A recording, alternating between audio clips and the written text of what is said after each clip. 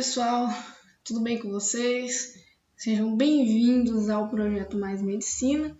O meu nome é Alice e hoje nós vamos dar sequência à nossa playlist de introdução à anatomia, tratando hoje dos termos de comparação. Aqueles termos que vão comparar mais ou menos ali duas ou mais estruturas, tranquilo? Então, o primeiro termo de comparação que a gente começa a comentar é o termo proximal, que se opõe ao termo distal. Proximal, ele faz sentido para as estruturas que estão mais próximas da raiz e o distal para as estruturas que estão mais afastadas da raiz. Essa raiz que nós falamos aqui é a raiz do membro superior ou inferior, por exemplo. Por exemplo, aqui, eu vou comparar no braço, a raiz do membro superior é mais ou menos aqui a região do ombro, então eu posso fazer uma comparação, por exemplo, a mão ela é mais distal com relação ao cotovelo.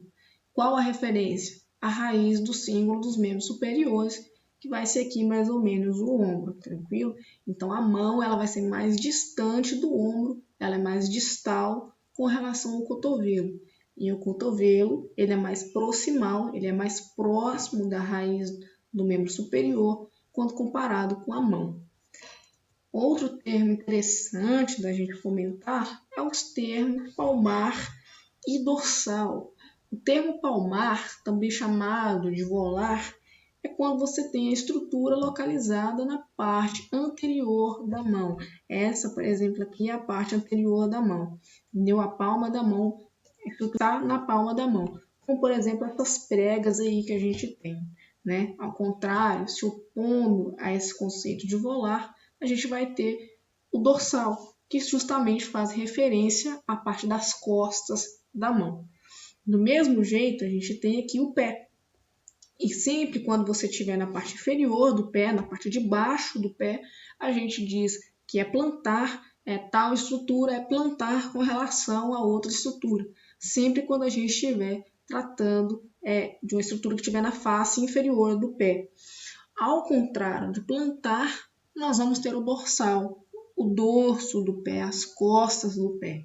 Então, para a estrutura vai ser dorsal com relação a outra estrutura. Tranquilo? Agora que esses conceitos de oral e aboral, eles são restritos, tá? Eles são restritos mesmo quando a gente está comentando sobre tubo digestivo. Então, você não usa, por exemplo, que a glândula tireoide ela é mais oral com relação às mãos. Não, ela só é comentada, só é usado esses dois conceitos quando a gente estiver tratando de tubo digestivo, que o esôfago, por exemplo, ele vai ser mais oral com relação ao intestino delgado, está mais próximo da cavidade oral, da boca. Beleza? Então, toda vez que a estrutura estiver próxima da boca, ela é chamada de oral, e toda vez que ela estiver mais longe, ela vai ser chamada de aboral. Tranquilo? Então, pessoal, seguindo aqui os termos de comparação, a gente vai ter o termo aferente e o termo eferente, que se opõem entre si. O termo aferente e eferente, eles são também exclusivos, restritos, para quando a gente estiver falando de impulso nervoso ou sangue, que vai ser, no caso do aferente, ele vai ser conduzido da periferia em direção ao centro, e no caso do eferente, ele vai ser conduzido do centro para a periferia. Um exemplo disso, de aferente e eferente, seria justamente a raiz o nervo espinhal, né? O nervo espinhal ele tem algumas raízes, a raiz dorsal e a raiz ventral. Então, a raiz dorsal, por exemplo, do nervo espinhal, ela é aferente, ou seja, ela conduz impulsos nervosos da periferia em direção à medula espinhal. Diferente da raiz ventral, né, que é eferente. Ela faz justamente esse inverso. Transmite o impulso nervoso da medula espinhal, ou seja, do centro, em direção aos nervos, que é periferia. Outros termos interessantes da gente comentar é o termo superficial, que contrasta com o termo profundo. O superficial toda a estrutura, ele vai servir para toda a estrutura localizar qualquer estrutura que esteja contida no tegumento. O que é esse tegumento? É a soma, é o conjunto que é feito pela pele, pela epiderme, pela derme e pelo tecido subcutâneo. E aqui o profundo vai ser justamente a estrutura que está abaixo do tegumento. E o que vai servir para a gente dizer se ela está acima ou abaixo? É a fáscia muscular, por exemplo. Tudo que está acima da fáscia muscular vai ser considerado superficial, contido no tegumento, e o que estiver abaixo da fáscia muscular vai ser chamada de profundo. As lesões, por exemplo, que já atingem a fáscia muscular são entendidas como lesões profundas. Tranquilo? Um outro termo que eu queria discutir com vocês é o termo homolateral, também chamado de ipsilateral. O que é homolateral ou ipsilateral? São duas estruturas que estão do mesmo lado do corpo. Vamos pegar, por exemplo, aqui o ombro direito e a mão direita. São estruturas homolaterais.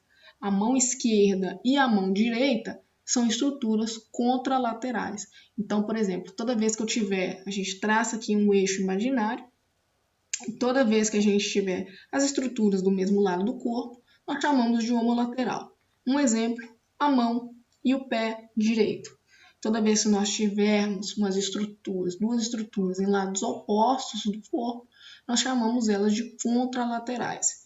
Um exemplo é a mão direita e a mão esquerda, ou a mão direita e o pé esquerdo. E aí vai. E aqui, por último, também a questão do superficial e profundo.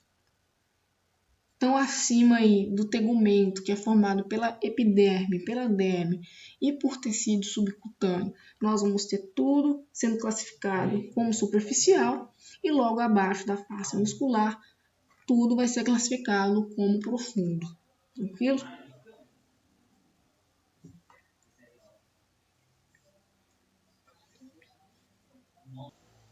Dando sequência aqui, então, ao nosso estudo, a gente vai ter também o conceito de holotopia. O que é a holotopia? Que não é uma localização geral do órgão no organismo, tá? É uma localização, aqui está escrito errado, uma localização geral de um órgão no organismo. Por exemplo, aqui a gente pode pegar a glândula tireoide, por exemplo. A glândula tireoide, ela vai estar no pescoço. O pulmão vai estar na caixa torácica. O pâncreas vai estar mais ou menos lá no abdômen. O útero vai estar na pelve. Então, toda vez que nós fazemos essa localização geral de um órgão no corpo humano, nós estamos fazendo uma relação de holotopia. E a sintopia, ela vai ser uma relação de vizinhança entre dois órgãos distintos. Por exemplo, você vai comparar lá um músculo e um nervo, um músculo e o vaso, um músculo e o osso e o nervo, por exemplo. Por exemplo, aqui, vamos fazer essa relação de vizinhança, pegando, por exemplo, o osso húmero. O húmero, um pouco mais medial, vai passar lá dois nervos. Vai passar o nervo mediano, vai passar o nervo ulnar e mais lateral vai passar o nervo radial. Então, aqui eu estou comparando um osso, que é o húmero, com um nervo. Então, eu estou fazendo uma relação de sintopia. A esqueletopia ela é feita com relação ao esqueleto. Vamos pegar aqui, por exemplo, o coração. O coração está atrás do externo, ok? Do osso externo, atrás da terceira, da quarta e da quinta costela. Então, eu localizei mais ou menos o coração, tendo como comparação o esqueleto. Então, toda vez que eu faço essa relação com o esqueleto, nós estamos fazendo uma esqueletopia.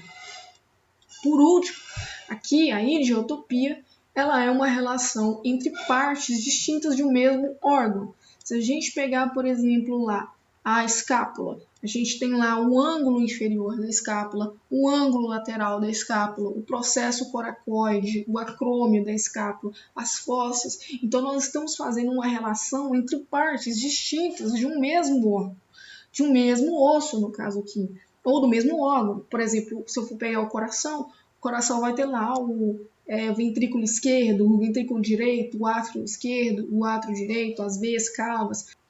Então, toda vez que nós estamos fazendo essa relação entre duas partes ou mais partes de um mesmo órgão, nós estamos fazendo uma relação de idiotopia. Com isso, nós encerramos essa parte de termos de comparação. Muito obrigada aí pela atenção. Espero que você tenha gostado. Curte, compartilha, comenta aí. Inscreva-se no canal para a gente poder crescer o projeto Medicina juntos. Até logo, um abraço.